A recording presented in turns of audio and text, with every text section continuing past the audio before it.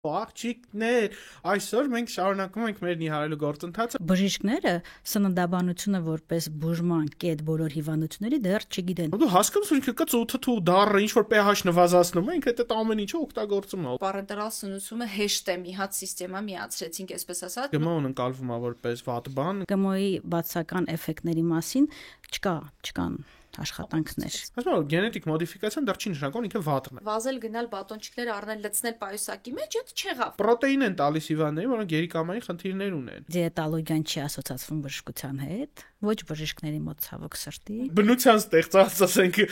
նյութերեն ու իրանք տարածվում են, դառել է ինչ-որ շատ վտանգավոր բան։ Բոլորն ասում են, այս սոված ազգին եկել ես դիետա նշանակես։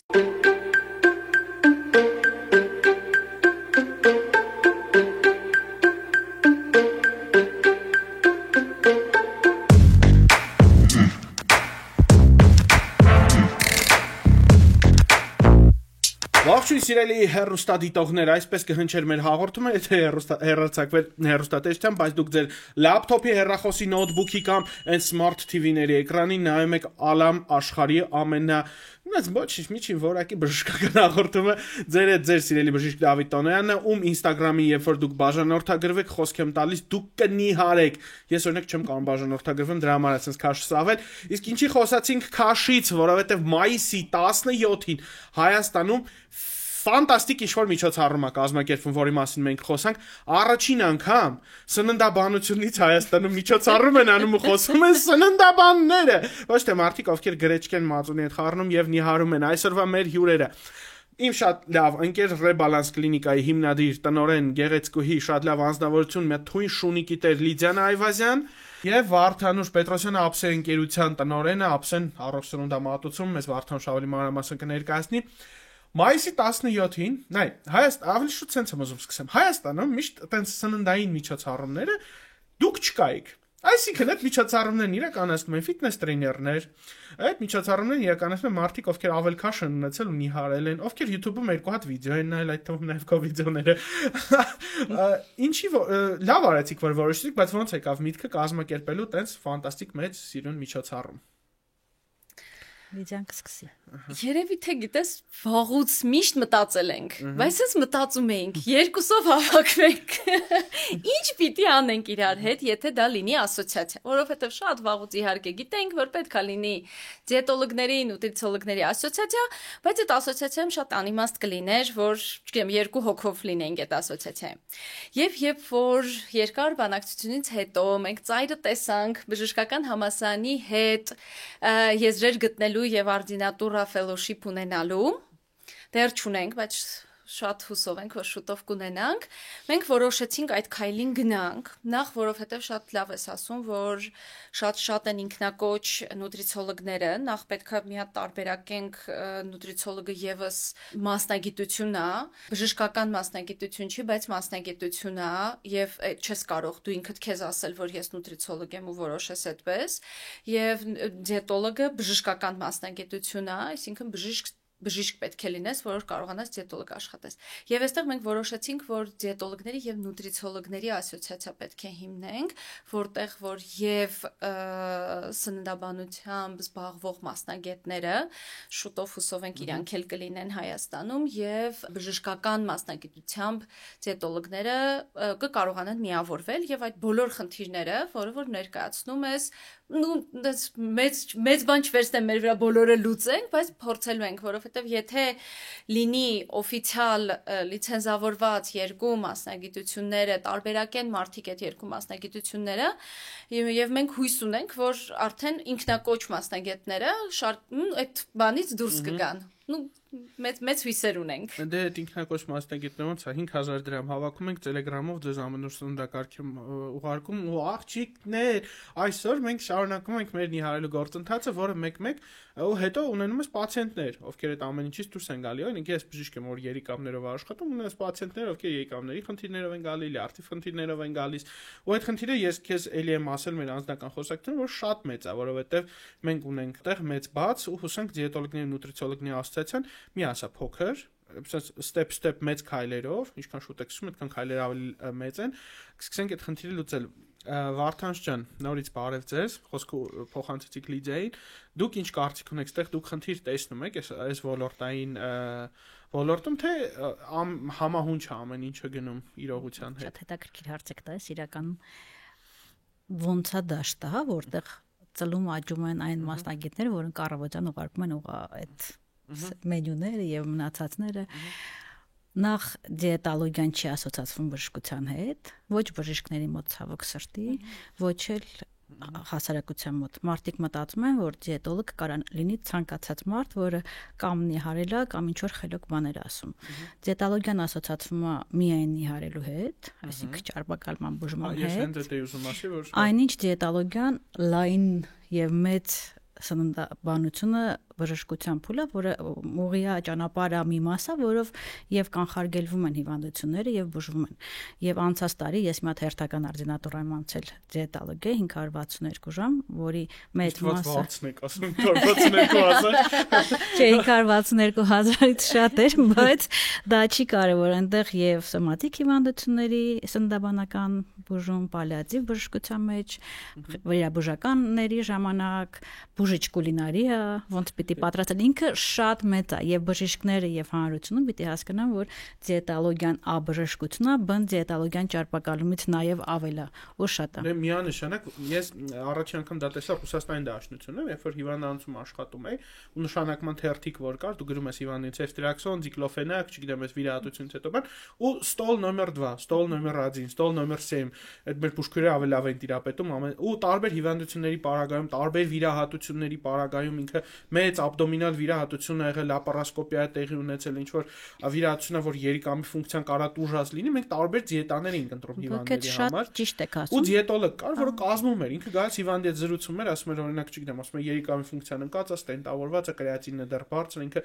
ցածր սպիտակուցային դիետա էր կազմում, տալիս էր ճաշարանին, ճաշարանը բերում մատուցումից լավ հիվանդացնում։ Այդ բոլոր հիվանդանոցներում իրական, եթե վերադառնանք Ռուսաստանի դաշնությանը, չնայած չեմ ուզում վերադառնանք Ռուսաստանի դաշնությանը, եկեք վերադառնանք առաջին կետը, որ մարդիկ բժշկությունը ու դիետոլոգիան իրար հետ չեն միացնում, նաև բժիշկները, եւ ձերս հարցը հենց դրա երկրորդ կետն է, որ բժիշկները սննդաբանությունը որպես բուժման կետ բոլոր հիվանդությունների դեռ չգիտեն, այն ովքեր սովետական խորհրդային սեղանները հիշում են, բայց համակարգը արդեն չկա։ 20 տարի առաջ կոլապսի ենթարկվեց խորհրդային միությունը, այդ համակարգը ամբողջությամբ կորավ։ Այսինքն այլ հիվանդանոցները որպես բուժման մեթոդ սնունդ չեն առաջարկում։ Լավ հիվանդանոցները վճարովի ռեստորանային սնունդ են տալիս, ինչքան խորովածային այնքան իր ռեյտինգը բարձր է, այն մնացած հիվանդանոցներն իրանց պետպատվերի կամ իրանց բյուջեի սահմանում ում մտքով ինչ անցնի տալիս է, այնինչ շատ ճիշտ եք ասում, կա ցածր սպիտակուցային, կա մասողականի, կա ճարպակալման համար, կա դիաբետի համար հատուկ սեղաններ։ Մարդու, չգիտեմ, աղիքի ռեզեկցիա են արել ու իրան բերել։ Ամենածանր հիվանդների, ստամոքսային տրակտի վիրահատությունների, լայնամասշտաբ վիրահատությունների ժամանակ օնկո պացիենտներին, այստեղ մենք անգամ սնունդը դեղը։ Եվ ոնց որ դուք ճիշտ եք ասում, այդ կներես ընդհատում եմ, բայց երբ որ այդ անտիբիոտիկները նշանակում ենք, դեղերը նշանակում ենք, առաջին կետում ենք նշանակում իրականում սննդակարգը գրում է, սննդակարգ էս ինչ եւ այլ։ Դրա համար այդ ասում եք ինչպեսին է այս միջավայր, այդ իմացությունը չկա, բ այդ համակարգը չկա։ Նույն մնացած բոլոր երկրներում Ռուսաստանը չեմ ասում, դա համակարգ է, որտեղ ոչ մի ինքնագործունեության տեղ չկա։ Այսինքն ոչ մի դիետոլոգ չի կարա որոշի, որ այսօր սենց սինդրիկով սալաթ տալու, որտեղ ինքը ինչ որտեղ ինչ որ բան է կարդացել։ Բոլոր սալատները եւ ամեն ինչը ռեցեպտուրա գրքի մեջ գրված են, ֆիքսված են, հաստատված են, չափված են, իրանց ամեն ինչով բաժանված են այն բուժիչ սննդակարգերի, որոնցով իրանք նշանակվում են։ Համակարգերը կան, ընդ որում նենցա, որ մարդ հիմնականում մի հիվանդություն չունի, մարդ հիմնականում մի քանի հիվանդություն ունի։ Այս դեպքերում պետք է նաև որ համակարգի մեջ սննդաբան լինի, այդ որը նաև որոշի, որ օրինակ եմ ասում, այդ տալու է ցածր սպիտակուցայինը, թե տալու է դրա հետ նաև մի հատ ուրիշ է խառնելու եւ համակարգն հենց է, որ ոչ մեկից կապ չունի ինքը ավտոմատ այս պացիենտին բերում հասցնում է իրան համապատասխան սնունդը, որը բուժում է։ Իսկ սնունդը բուժում է։ Մարդիկ մտածում են, որ սնունդը մենակ ստամոքսի հիվանդներին է բուժում։ Չէ։ Այնինչ երևի թե ստամոքսի հիվանդները հիմա գաստրիտներին եւ խոցերի ամենաքիչն է դիետանշանակվում։ Հենց այդ է, որ ուտելիքը տրովում է, դառնում է էլեմենտը ներգծվում է արյան մեջ, գնում իր ֆունկցիան անում է։ Եթե դու մագնեզիում ես խմում, դրա հետ ուտելիք ես ուտում, որը պարունակում է մեծ քանակի մագնեզիում, կամ օրինակ չգիտեմ, կալցիում է պարունակում։ Արի ստեղ քանի այս թեմայով ասել ես, արի միանգամից ասենք մեր լսողներին, որ սննդի մեջ լիքը վիտամին միկրոէլեմենտներ կան։ Երբ որ ինչ որ մի տեղից դուք լսում եք, ինչ որ մի մասնագետից այդ ինքնակոչ, լսում եք, որ հիմիկվա սնունդ այնքան վատն է, միանգամից բացում ենք, տեսնում ենք ինչ կոդ է տալի, որպեսզի վիտամին առնենք, իրան այդ կոդից հատված գնա, որովհետև մենք սննդից ստանում ենք վիտամիններ եւ այն մոտեցումը, որ բոլոր ամբողջ սնունդը փչացած է եւ ոչ մի վիտամին էլ չենք ստանում, հիմիկվա սնունդը գմո, չգիտեմ, այնտեղ պեստիցիդներով եւ մնացածներով վանա, ստեղ մենք հասկանում ենք, որ մեզ ուզում են խափած լինեն, որովհետև եթե մարդը սնվում է առողջ եւ բալանսավորված, իրան ոչ մի տեսակի բադեր պետք չեն, ոչ մի տեսակի կենսաակտիվ հավելումներ, վիտամին չիկներ, այսպես ասած, պետք չեն։ Եթե ձեզ հատուկ չեն նշանակել եւ չեն վերցրել արյունը եւ չեն ասել, որ կոնկրետ այս վիտամինը, այս երկաթը 5 ֆերիցինը 5 է։ Այո, օրինակ, հա։ Այդ շատ խնդալի դեպքեր ասվերցած վիրահատարանում անեստեզիոլոգ ասեց ես շուտ դուրս եմ գալիս, որովհետեւ ֆերիցինը ասում է հեմոգլոբինի 30 ծանր հիվանդ ենք ընդունում, ասում բան է, խաշած բուլյոն տվեք, բանալ լրիվ այդ բանը, սա այդ դեպքերի մասին չի։ Այո, բնականաբար։ Հումոր էր, ուղղակի այդ դեպքերի մասին չի, բայց դեպքեր կան, երբ որ մարդիկ ախր սննդի մասին, երբ որ ես պրակտիկ բժիշկ եմ աշխատում, պրակտիկ հիվանդությունների հետ, ու երբ որ հիվանդին ասում ես քեզ օրինակ տեստոստերոնի բարձրացման համար պետք է ցածր ածխաջրային, բարձր այնտեղ սպիտակ, ոչ թե սպիտակության ճարպեր, սպիտակ մսեղեն պետքա շատուս, բանջարեղեն պետքա շատու, հիվանդը ասում է դեռ չկա խմեմ անստի, այսինքն ինքը չի ընկալ, հեշտ է, չի ուզում ընկալի, որ դու օրական այսքան գրամաժով միս ուտել ես, այսքան բանջարեղեն ուտել։ Վիտամիններն էլ է շատ հեշտ խմելը, որովհետև այնա ես կխմեմ այդ մուլտիվիտամինը եւ շատ չեմ մտածի, այս մթերքի մեջ կար, այս մթերքի մեջ չկար, այդքան պատրաստեմ, այդքան բազմազան սիրուն դնեմ ամեն ինչ, այդքան ասում են այնց էլ բարդ են ասում, բան չեմ հասկանում։ Հատուկ շնորհակալություն եմ ուզում հայտնել մեր հաղորդման գործընկեր Bon Farm դեղագործական ընկերությանը։ Bon Farm-ը ամերիկյան դեղագործական ընկերություն է, ով շուկայում հայտնի է իր բիոակտիվ հավելումներով։ Այսօր կխոսենք մասնավորապես Bon Farm դեղագործական ընկերության բուսական անվտանգ պրեպարատ Non-Stress Forte-ի մասին, ով կօգնի ձեզ հաղթահարել ստրեսը, կարգավորել քունը եւ իջեցնել նյարդային լարվածությունը։ Իդեպ ամենակարևորը կուզեմ շեշտել, որ Non-Stress Forte-ն չի առաջացնում կախվածություն։ Պրեպարատը կարող եք պատվիրել Bon Farm Armenia դեղագործական ընկերության Instagram-յան էջին գրելով կամ զանգահարելով նշված հեռախոսահամարով։ Դե ինչ սիրելիներս, առողջ եղեք։ Մենք ստեղ վերջերս հյուր ունենք բարիատրիկ վիրաբույժ Լևոն Ներգրիգորյան, Լևոնի Կիտիչը, ու Լևոնի Կիտիչի հետ շատ հետաքրքիր զրույց ունեցանք, որ սնունդից մարդը սկսում է ավելի հաճույք ստանալ։ Սնունդը ինքը բարդ բան է եղել, էվոլյուցիոն։ Իսկ սնունդ հայթայթելը, սնունդը պատրաստելը, սնունդը վերամշակելը ինքը բարդ process է եղել։ Ու մարդկանց գործունեության մեջ երբ որ դու սնունդը ինքնուրույն ես պատրաստում, գնում ես, չգիտեմ, խանութից առնում ես այդ ապրանքը, գալիս ես, մեկը խաշում ես, մյուսը ժարիտում ես, մեկը էփում ես, մյուսը լվանում ես, մաքրում ես, այդ սնունդը ավելի համով է ստացվում մեկ, երկրորդ ինքը ավելի սննդարար է ստացվում, երրորդը դու այդ էվոլյուցիոն process-ն անցնում ես։ Եվ երբ որ դու առաքիչը կարևորը ժամանակ ես ծախսում դրա, նաև էներգիա ես ծախսում։ Էներգիա ես ծախսում։ Ինչքան է համով չլինի, դու մեկ այդ մի համանը ուտում ես, որովհետև դու դրա վրա էներգիա ես ծախսել։ Հենց այդ է որ հիմա սնունդ ստանալը այնքան է հեշտացել։ Պաչկեն բացում ես, ուտում ես։ Ինքը մի կողմից լավ է, մենք սովի հարցը երկրագնդի վրա կարելի ասել ինչ որ չափով լուծվել է, եթե ցավոք սրտի չէ։ Նո,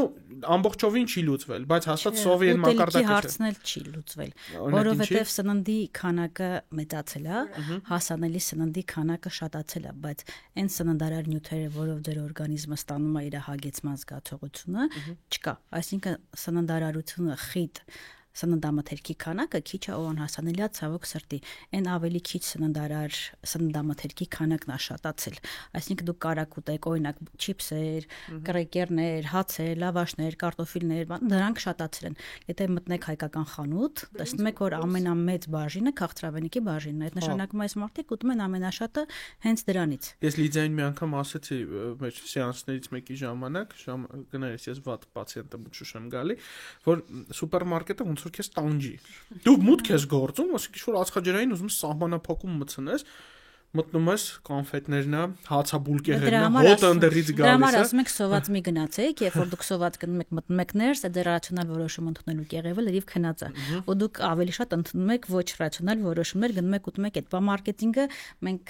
չգիտեմ ինչքան գումար ենք ստանում, մարքեթինգները այդ բոլորի ստանում են մեր 100 անգամ ավելի շատը։ Դրա համար իրանք աշխատում են այդ, որ դուք գնաք իրանց գնեք, բայց գլոբալ առումով մարդկությանը նաև Հայաստանում ավելի հասանելի, ավելի քիչ սննդար սնունդը։ Երբ որ օրգանիզմը ստանում է քիչ սննդարար պրոտեինով, վիտամինով, հանքային առողջով սնունդ, ինքը մտածում է, որ ինքը սոված է, անկախ նրանից, որ էներգետիկ արժեքը այդ սննդի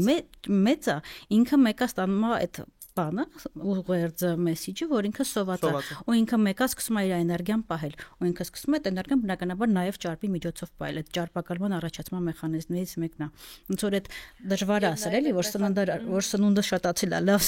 սննդարար սնունդը ցավոք ծրտի չի շատացել ու հասանելի չի։ Հեղուկները, էլի մեր ուղեղը չի ընկալում, որ կալորիական հեղուկը ուտելիք է։ Կալորիական հեղուկը ամենահեշտ քաշավորված։ Գազավորված ըմպելիք օրինակ։ Քաղցր հեղուկները, գազավորված ըմպելիքները, սուրճերը, լիքը, կալորիականությամբ, դրանք բոլորը մեր ուղեղը չի ընկալում, որ կերավ, սնունդ եկավ, բայց լիքը կալորիա ստացավ։ Ու նորից այդ խապկանքի մեջ հանգնում, որ ես սոված եմ ու պահեմ։ Գիտական աշխատանքներ հատկապես երեխեքի հետ կան, որոնք շատ խմում են քաղցր գազավորված ըմպելիքներ ու չեն ստանում, ավելի շատ ոչ թե ցա են խմում, այլ այն երեխաները, որոնք սննդարար սնունդ չեն ստանում, իրանց նորմայի սպիտակուցների վիտամիններ, հայնաղեր, բջջանյութի ցածր քանակ են ստանում, իրանք ավելի շատ քաղցր են ուզում։ Որտեվ բջիջը ստեյցոն ստանում այդ սովի զգացողության բանը ու ինքը անդադ ասում է սոված է, որ երեխան գնում է քաղցր բանի։ Ես ունեք վատ ծնող եմ, իմ աղջիկը 1.5 տարեկան է, ինքը մի անգամ առոժնի է լպստել այսքան ժամանակ, պրոստը շատ նայեց վրան, ասյան միացած լպստից, ասում մաման մեզ բաներ այդ, գմոից խոսք գնաց, մի հատ շատ հետաքրքիր բլոգեր կա ռուս Պանչևը, որ անդադ պաշտպանում է գմոն, ասում է գենետիկ մոդիֆիկացիան դեռ չի նշանակում, ինքը վատն է։ Գենետիկ մոդիֆիկացիան ինքը նշանակում է մարդկային էվոլյուցիան հասել է միտեղ, որտեղ կարող է էվոլյուցիան արագացնի։ Դուք ինչ կարծիք ունեք որպես սննդաբաններ, գմոն ընկալվում է որպես կանցերոգեն, գմոն ընկալվում է որպես վատ բան, գմոն ընկալվում է որպես ու առանց գմոն դառնում է ինչ-որ էկո ուտելիք։ Հաշվի առած չի թե ոնց է այդ ուտելիքը պատրաստած, եթե ուրեն գրած առանց գմո ինքը լավն է։ Բան նստած ենք հիմա չենք պայմանավորվել ինչ ենք պատասխանելու սարսին, ես ասեմ ես կողմ եմ գմոն։ Իրականում Դավիթ դուք վերադառնում եք այն դեր տված առաջի հարցին, թե ինչպիսին է մեր դաշտը։ Մեր դաշտը բացի նրանից, որ ճարպակալում դիետոլոգ բժիշկ սենց դիսոնանսի մեջ է, նաև հանրությունը ընդհանրապես ինֆորմացիա չունի եւ եթե ունի, նենց աղբյուրներից ունի, որ բոլորը իրար մերժայի, մի օր ասում են մեկն ասում է գմոն լավ է, հետո մեկն ասում է գմոն վատ է, մեկն ասում է կարակ կերեք, հետո ասում է չէ կարակ մի կերեք եւ այլն։ Այդպես վիդեոն հումորային ռիլեր է կա, չէ՞, ասում է մեկ ավսյանկա է ոտում, մեկը վիդեոն ասում է ավսյանկա մի կերեք, մեկը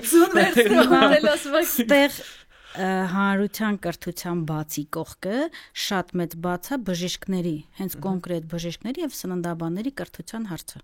որ չունենք 20 տարի է ես այս երկրում աշխատում եմ որպես սննդաբան, կարող է դի մեղքնել այն մի փոքր նաեւ, բայց չունենք որևէ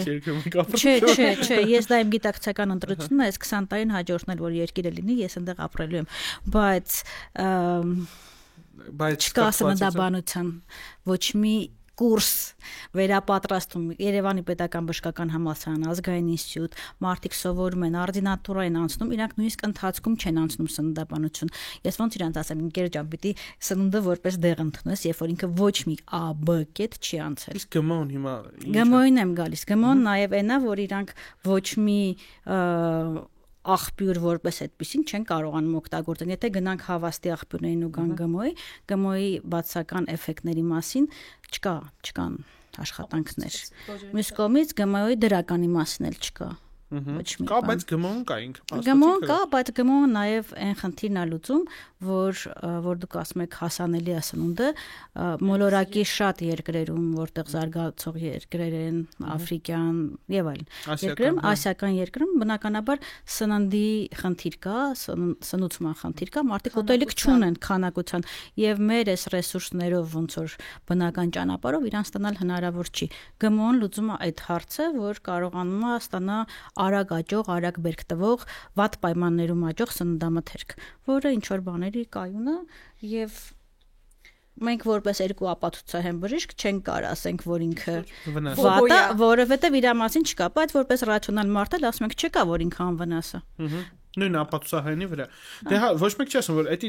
բանը, որ գմոն դրական էֆեկտների մասին, բայց այն բացասական էֆեկտները, որ գմոյի վրա գրվում է, ու գոյություն չկա։ Հարց կա sense բան, դա սպառողի իրազեկությունն է, այսինքն, որ ես առնում եմ ինչ-որ բան, ես իրավունք ունեմ իմանալ ինքը գմոյով է թե չէ։ Այսինքն պետական մակարդակով պիտի որոշվի, որ գմոյով գրվի, որ գմոյով բանակում է թե չէ, որ ես իմ աղբյուրներով, իմ իմացածով եւ այլն որոշեմ, իրան գնեմ թե չէ։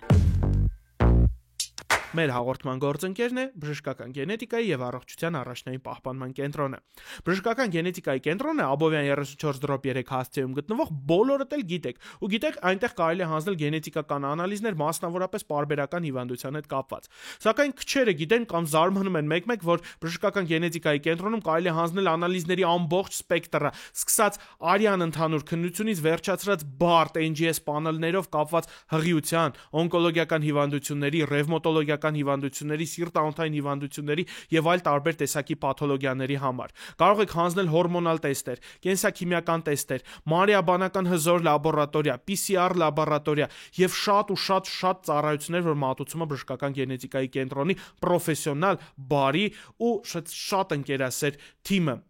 Մանրամասների համար կարող եք զանգահարել 015 800 800 հեռախոսահամարով կամ այցելել cmg.am կայք։ Իդեպ բժշկական գենետիկայի կենտրոնը անցել է ISO հավաստագրումը։ Դե ինձ սիրելիներս, այցելեք մեր մոտ ու առողջ եղեք։ Հետաքրքիր է, որ սննդի հարցը փոփոխվում է նաև բժշկության զարգացման հետ մեկտեղ, շատ արագ, որովհետև օրինակ երկրորդ հարցը որ կուզեմ տամ, մարդը որ սիրում է նիհարել, այդ process-ն եմ ես սիրում, դրա համար չեմ վերջնական չեմ նիհարում, որ այդ process-ի մեջ անդադար լինեմ, ստրեսային էներգետիկ բատոնչիկները։ Այսինքն հիմա կան, օրինակ, էներգետիկ բատոնչիկը մտնում է սուպերմարկետ, գրած է անվտանգ, համով, սիրուն, քաղցր, շատ լավ բատոնչիկներ, դիետիկ բատոնչիկներ, դու ուտում ես, ստանում ես պրոտեին, ածխաջուր բան, ամեն ինչ, կետո բատոնչիկներ կան, չգիտեմ, ինչ-որ sense, որ հատուկ вообще ածխաջուր չեն պարունակում։ Ինչ կասեք որպես սննդաբան դրա մասին։ Որի մասին ես ասեմ այդ դիետիկ բառի օգտագործման մասին, որտեղ մենք անընդհատ խոսում ենք, նաև խոսում եմ սահմանադրական դաշտի բացերից, որ սպառողը պիտի իրավունք ունենա հասկանա այդ դիետիկ բառը դեռ ինչին է վերաբերվում, ինքը դիետիկա ինչի, որովհետև չգիտեմ, ինչ չունի մեջում, համար է դիետիկ, որտեղ դիետիկը որն է, ով ում մտքով անցնում է մարքեթինգային լավ տենց ուղիղ աշխատում է ոնց վաճառի իր ապրանքը, ինքը կարող է մեր երկրում վրան գրի դիետիկ։ Ամենաշատը գրում է դիետիկ հաց։ Ինչով է դիետիկ, ինչ կար դրա մեջ, ինչով է տարբերվում, ինչի համար է ինքը դիետիկ, կապ չունի, բայց ինքը մարքեթինգային շատ լավ քայլ է, որ գրեք դիետիկ ավելի լավ է վաճառում։ Դուք ինչ կասեք Լիդիա ջան, այդ հարցի շուրջ։ Նայ պիտի հարց տամ, ինչի համար ես դու դա ուտում։ Ես չեմ ասում ես ուտում եմ, ձեռ չեմ տվել այդ բատոնչիկներից ոչ մի անգամ, պրոստը իրանք շատ լավ sense դրած վաճառվում են։ Ահա։ Դե շատ լավ են քան վաճառվում։ Հա, նայ, եթե մենք իրանք կարան շատ լավ տեղեր։ Իսկ նույնիսկ մի անգամ առաջարկ եմ ստացել, որ իմ մեդիայի նյութությունը օգտագործելով բատոնչիկներ արտադրենք։ Ես իհարկե մերժել եմ այդ առաջարկը, հա, բայց ասում են քո դեմք օգտագործել, քեզ փայ կտանք, բայց ասում եմ չէ։ Ցանկացած սնունդ իր տեղը ունի բոլորի սննդակարգերում եւ կարա իր տեղը ունենա, եթե դա մեզ պետք է լինում, որովհետեւ մի 4 սիտուացիա կարամ ասեմ, որ այդ բատոնչիկը կարա պետք գա եւ մի, չգիտեմ, 6 սիտուացիա, որտեղ ընդհանրապես դա պետք չէր։ Եթե մենք հենց այսօր արթնացանք ու որոշեցինք առողջ ծնվել, վազել, գնալ բատոնչիկներ առնել, լցնել պայուսակի մեջ, այդ չեղավ, որովհետեւ այդ չեղավ առողջ ծնունդ, հա, առողջ ծնվելը մի ավելի երկար մեծ թեմա է։ Եթե մենք հասկանում ենք ինչա գրված բատոնչիկի վրա եւ կարողանում ենք կարդալ իրոք հասկանում ենք ինչքան ածխաջուրեր, ինչքան ճարպեր, ինչքան բաներ, պրոտեիններ, այո, ու ինչեր ինքը դիետիկ, որովհետեւ շատ հաճախ սնիկերսի կալորիականության հետ համեմատում ենք այդ ֆիթնես բատոնչիկի կալորիականությունը ավելի շատ է լինում, քան սնիկերսինը, եւ ճարպերի հագեցած ճարպերի քանակությունը եւս կարող է մի քիչ սպիտակուցը ավելի շատ է ենթադրենք։ Եվ այդտեղ պետք է հասկանանք այդ մարդը ինչի համար էր դա ուտում։ Եթե դա իրան հաճելի է եւ այդ իր ամենասիրելի քաղցրն է, պաժալուստը, թող իր սննդակարգում տեղ գտնի այն քաղցրը, որ ինքն շատն է սիրում։ Եթե ինքը սպիտակուցի պորցիան ավելացնելու համար էր, մի հատ եկեք նայեք ճարպերին ինչքան էր։ Արդյոք սպիտակուցի պորցիան ավելացնելու համար ճարպերը ավելացրեց։ Արդյոք չկար սպիտակուցի ավելացնելու ավելի լավ, ավելի հարմար, ավելի մատչելի տարբերակ։ Հա, ոնց որ սա լիքը հարց է առաջանում։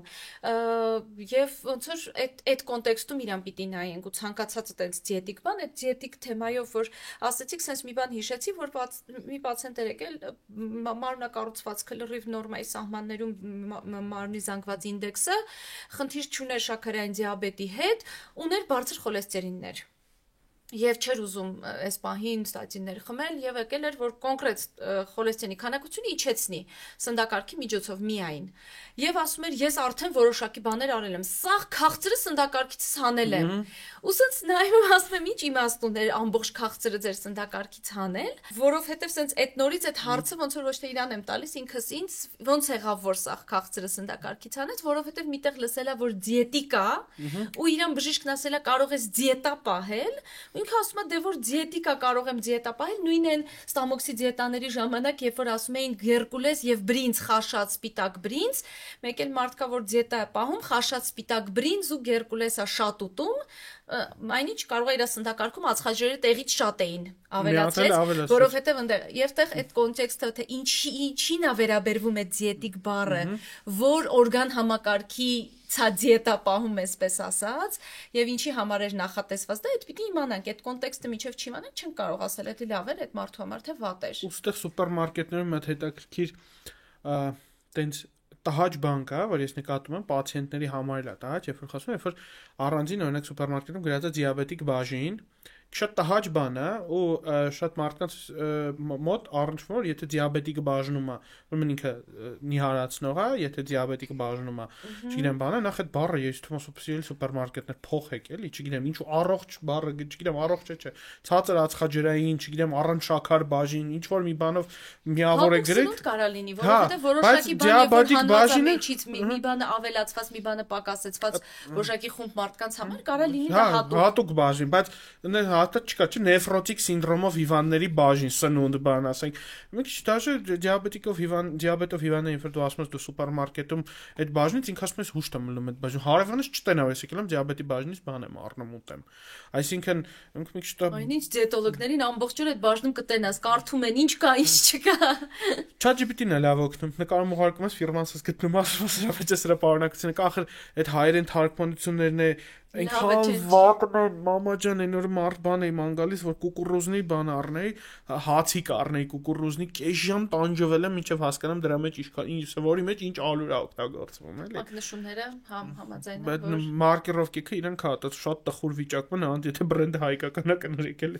թողներեն չնայած դրսի բրենդերն է վատ թարգմանությունով են կամ ինչ որ չգիտեմ աբխազական բրենդը աբխազերեն է գրած կամ վրացական ինչ որ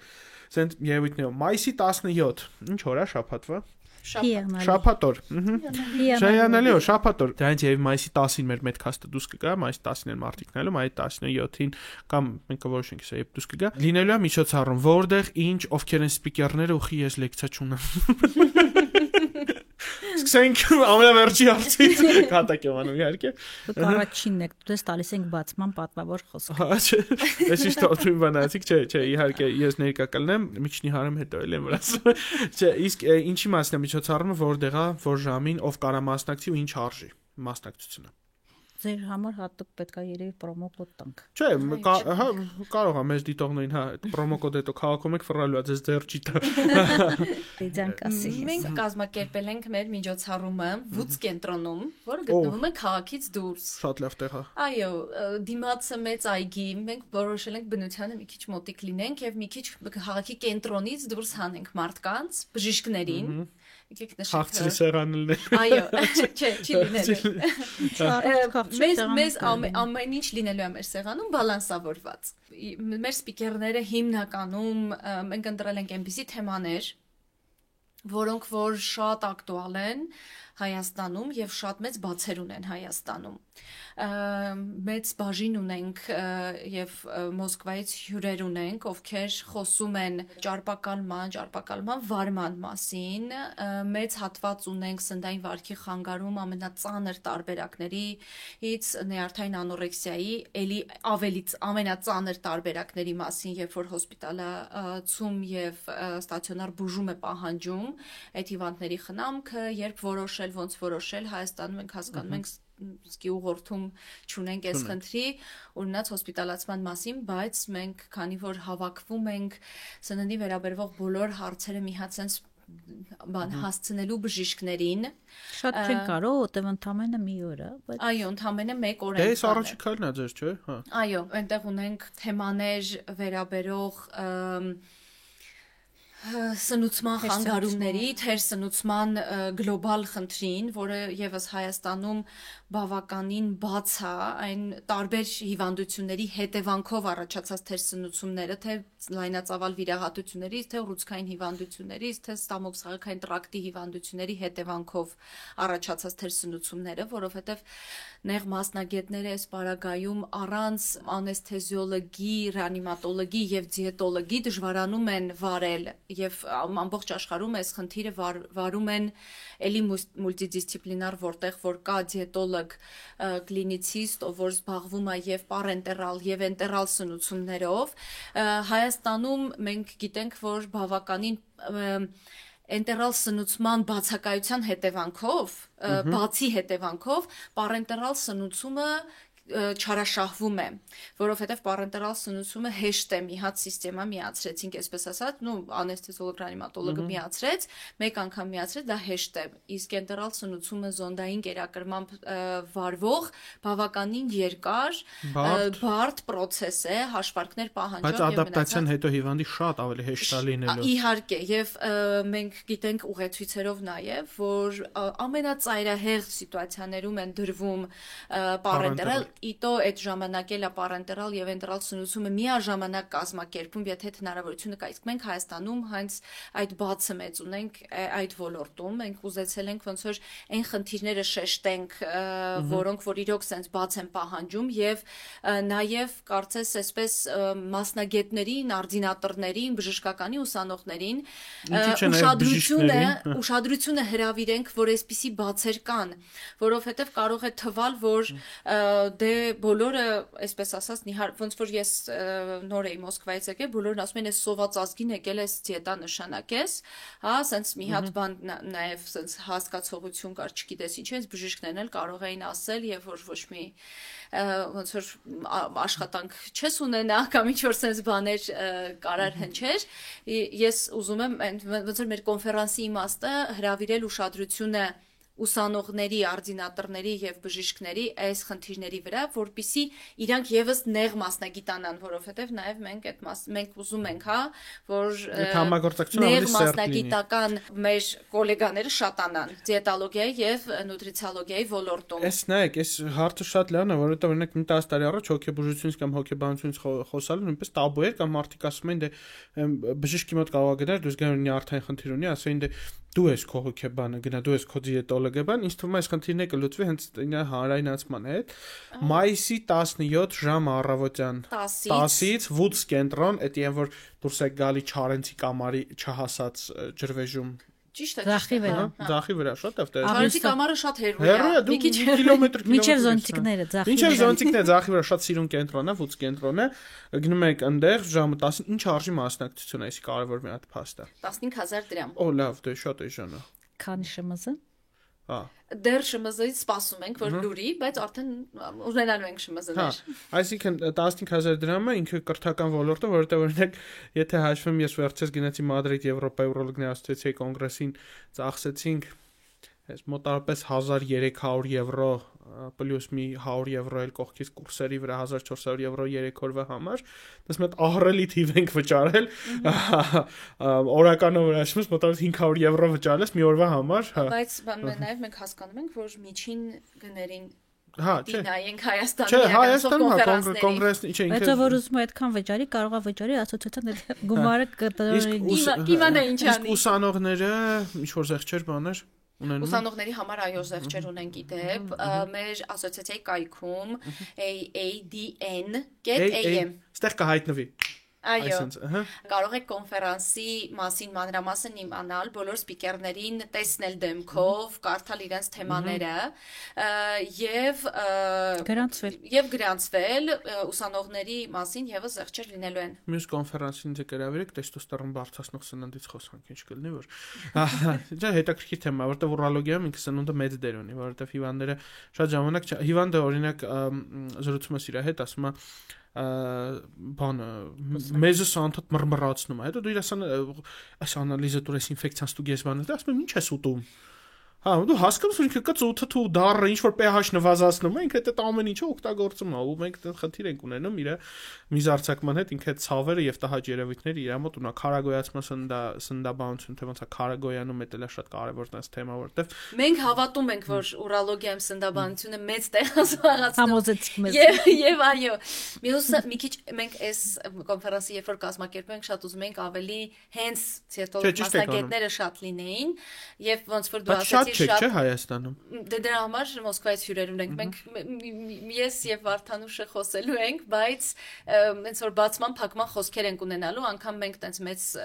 բաժին չենք վերցրել, այսպես ասած, խոսելու, ավելի հյուրերին ենք տվել այդ հնարավորությունը։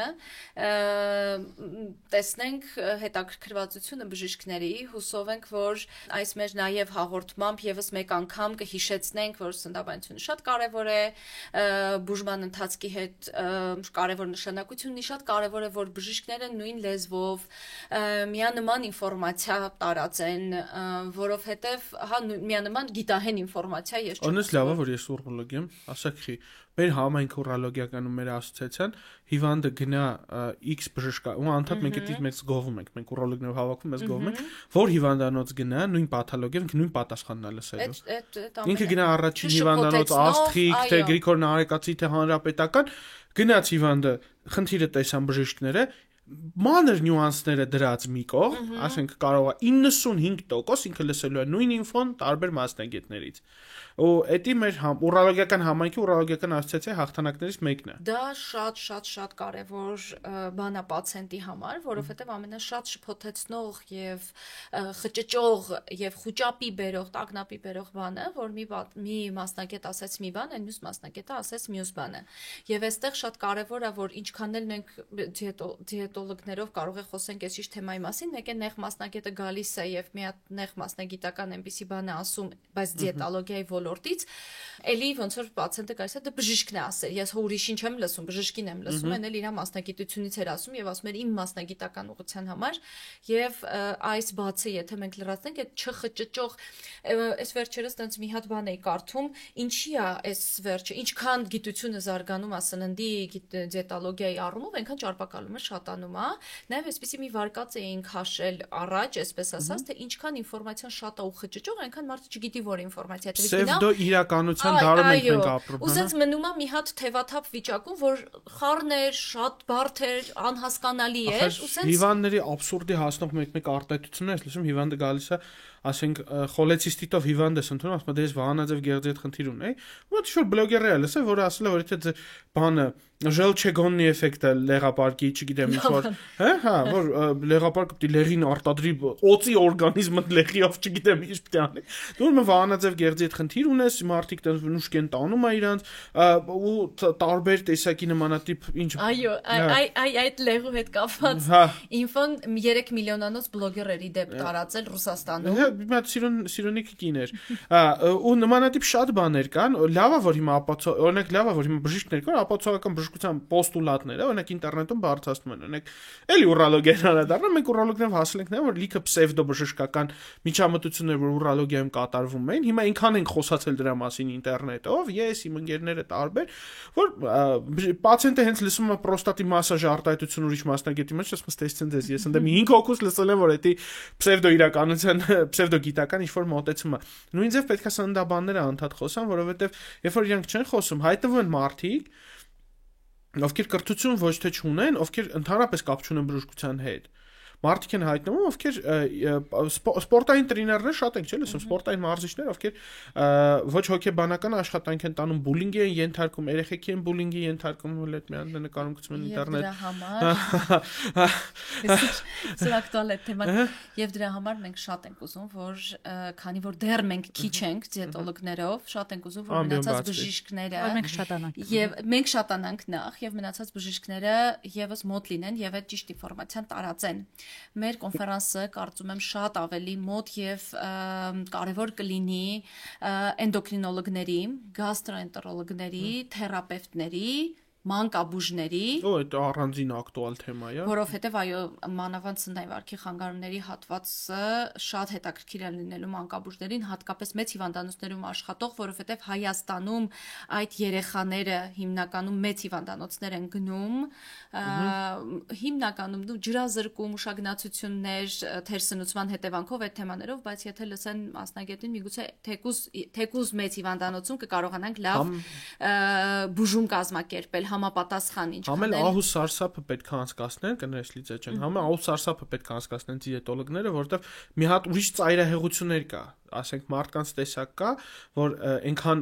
ուշադիր է լսում այդ ամեն ինչ, ինքը մտածում է ինքը կրթված է, որ վարի է տալիս իրան, օրինակ, չգիտեմ, օրինակ ծայրահեղականացնում Ես միս չեմ ուտում, ես խոզի միս չեմ ուտում, ես տավարի միս չեմ ուտում, ես էսի գլյուտեն է պարունակում, էսի լակտոզա է պարունակում, լակտոզան ու գլյուտենը, որ բանը բնության ստեղծած, ասենք, նյութերեն ու իրանք տարածվում են, դառել է ինչ-որ շատ վտանգավոր բան է, գլյուտեն է, ասում ես գլյուտեն տանում եմ։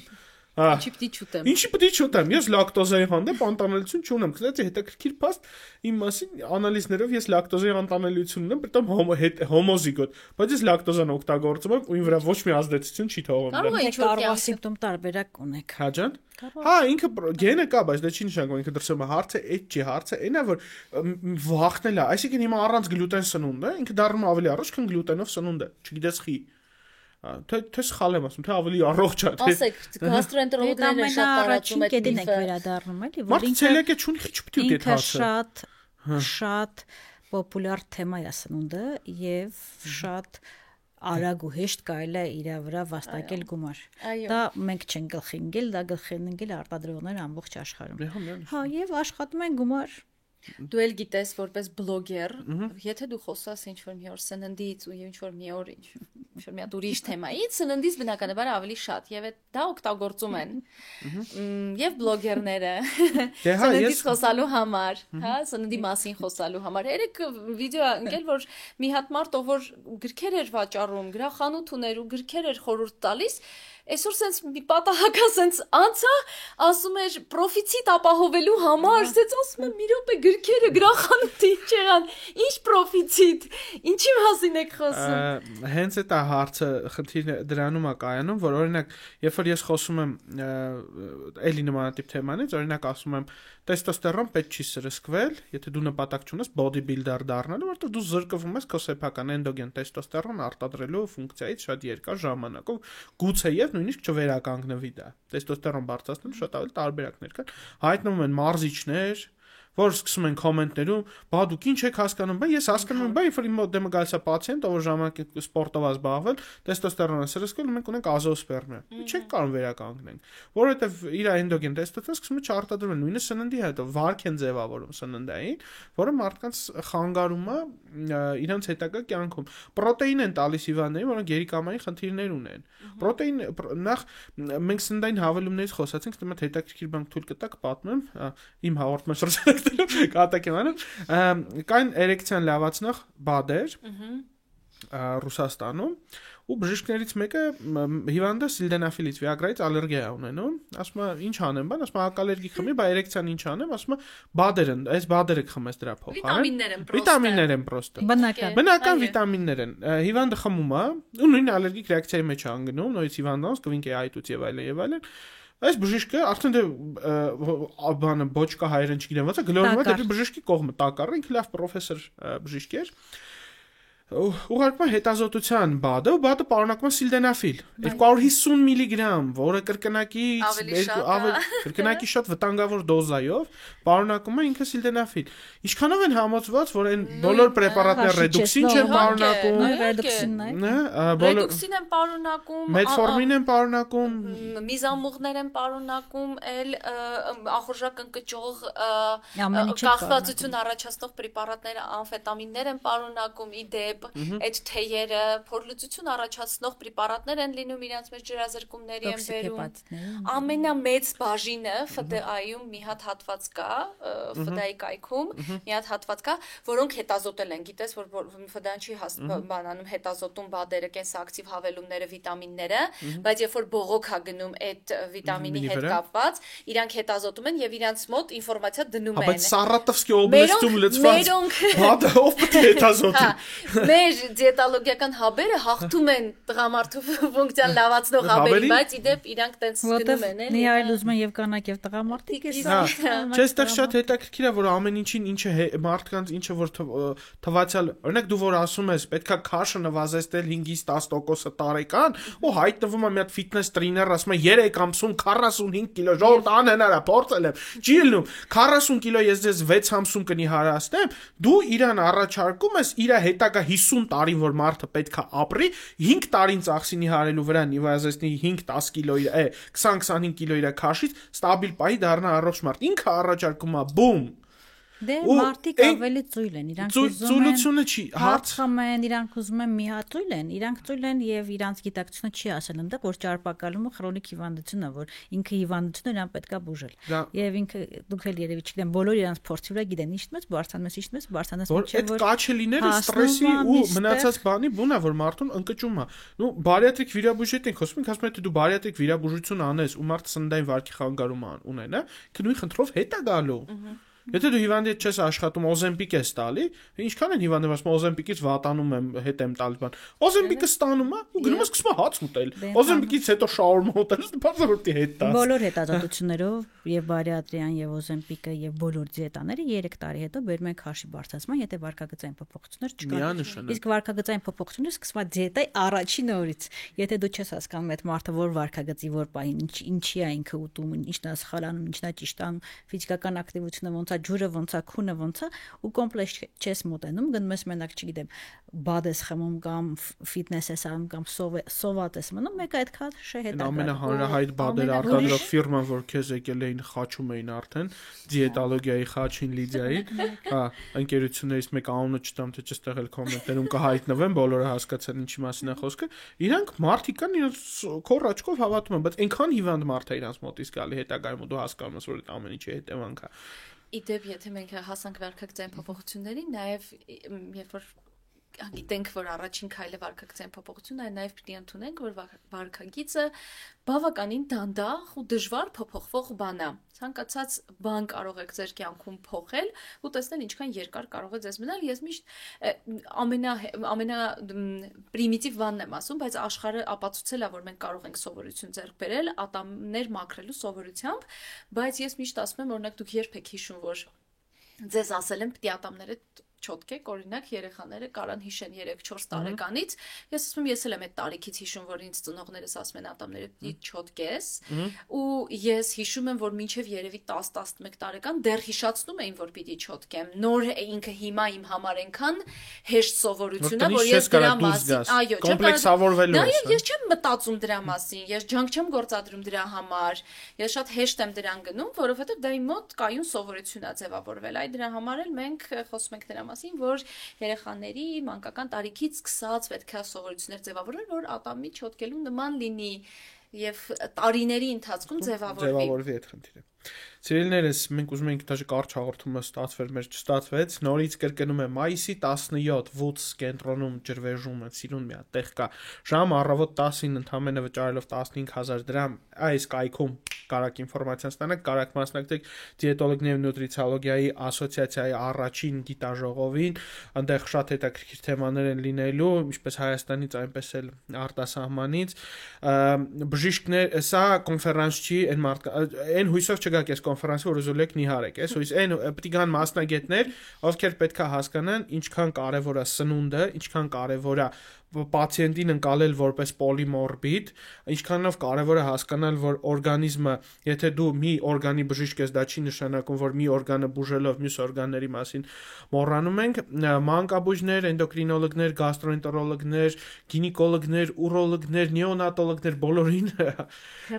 թերապևտներ ամենակարևորը հոգեբույժ եւ հոգեբաններին եւս կարող է հետաքրքրել, որովհետեւ սննդային վարքի հետ աշխատող հոգեբաններ մենք շատ քիչ ունենք, երբ որ դու հոգեբանին task ես տալի, ասում ես սննդային վարքի հետ աշխատում, փորձ չեմ ունեցել, այսինքն չի ընկալվում ինքը որպես հոգեբանական տեսակյունից խնդիր։ Շնորհակալություն հյուրընկալելու համար մեզ, հետաքրքիր էր, հասկանում եմ, որ շատ ենք իրար ընդհատել, կոմենտներում չգրեք, ո՞й ինչքան եք իրար ընդհատում։ Պոդքաստ է, պոդքասթի ձևն է, տենց կարանք ստերիլ հաղորդում ստանանք, հարցին պատասխանենք, դուք էլ 10 վայրկյան հետո անջատեիք հաղորդումը։ Այսքան ձեր հետ Վարդանուշ Պետրոսյանն էր Ապսե ընկերության տնօրենը, Ապսեի մասին մանրամասները Instagram ունեք, մենք թողանք այդտեղ կծանոթանանք։ Ռեբալանս կլինիկի հիմնադիր տնօրեն գլխավոր բժիշկ Կուենսին Շունիկի տեր Լիդիան Այվազյան, դե ինձ էլ ճանաչում եք երևի, որտեղ հաղորդումն եք նայում, թե չէ, ուրիշ տեղից չկար։ Առողջ եղեք։